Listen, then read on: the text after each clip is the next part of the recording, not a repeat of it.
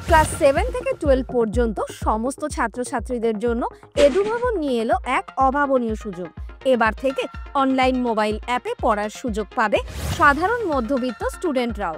সরকারি চাকরির প্রস্তুতিতেও সাহায্য করবে এডুভবন। এই সব কিছুই মাত্র 1 টাকায়। বিশদ জানতে স্ক্রিনে দেওয়া নম্বরে হোয়াটসঅ্যাপ করো এখনই। লোকসভায় তৃণমূলের সংসদীয় দলের গৃহযুদ্ধ হোয়াটসঅ্যাপ গ্রুপ থেকে নেমে এলো একেবারে হাটের মাঝে। এনে ফেললেন সেই যুদ্ধের এক পক্ষ প্রবীণ সাংসদ কল্যাণ বন্দ্যোপাধ্যায়। মঙ্গলবার নয়াদিল্লিতে সাংবাদিক বৈঠক করে দলের 3 জন সাংসদকে নিশানা করেছেন লোকসভার তৃণমূলের মুখ্য সচেতক কল্যাণ। দুজনের নাম নিলেন, বহু উপরোধেও নাম উজ্জ্ব রাখলেন একজনের, কিন্তু বুঝিয়ে দিলেন তিনি কার কথা বলতে চেয়েছেন। কল্যাণ সরাসরি নাম করেছেন দমদমের সাংসদ সৌগত রায় এবং বর্ধমান দুর্গাপুরের সাংসদ তথা প্রাক্তন ক্রিকেটার কীর্তি আজাদের। তাদেরই পাশাপাশি কল্যাণের নিশানায় থাকা মহিলা সাংসদ কি কৃষ্ণনগরের সাংসদ মহুয়া মৈত্র? প্রশ্ন সত্ত্বেও কোনো নাম করেননি কল্যাণ।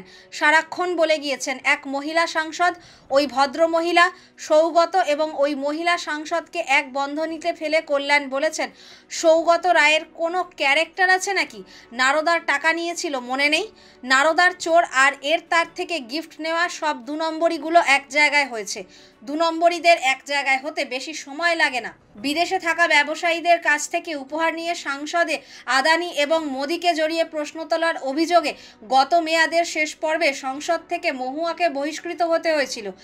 তার থেকে গিফট নেওয়ার প্রসঙ্গ তুলে কল্যাণ সেটিই ইঙ্গিত করতে চেয়েছেন। প্রসঙ্গত সৌগতকে নারদ গোপন ক্যামেরা অভিযানে হাতে নগদ টাকা নিতে দেখা গিয়েছিল। মহুয়ার তরফে এখনো পর্যন্ত প্রকাশ্যে কল্যাণ সম্পর্কে কোনো মন্তব্য করা হয়নি। মহুয়ার সঙ্গে যোগাযোগ করার চেষ্টা করা হলেও কোনো সাড়া মেলেনি তার তরফে। তবে তৃণমূলের সংসদীয় দল সূত্রের খবর, কল্যাণের দুর্ব্যবহার নিয়ে তিনি দলনেত্রী মমতা বন্দ্যোপাধ্যায়কে যে চিঠি লিখেছেন সেটি মঙ্গলবার সকালেই মমতার কালীঘাটের বাড়িতে পৌঁছেছে। তৃণমূলের অনেকের মতে মমতার বাড়িতে মহুয়ার চিঠি পাওয়ার পরে যদি কল্যাণ এমতো সাংবাদিক বৈঠক করে থাকেন তাহলে তিনি তা মমতার অনুমোদন না পেয়ে করেননি। আবার অনেকের মতে মমতা ওই চিঠি খুলে পড়েছেন কিনা তা নিশ্চিত নয়। আরও তাৎপর্যপূর্ণ এই যে মহুয়ার চিঠির প্রসঙ্গে প্রশ্ন করা হলে কল্যাণ বলেছেন, আমি সংসদে সকলের বিরুদ্ধে লড়াই করি, একাই লড়াই করি, একটা অধিবেশনে না এলে বুঝবে। কল্যাণের আরও বক্তব্য, ইংরেজিতে ফটর ফটর করলেই কোনো পুরুষকে অসম্মান করা যায় না।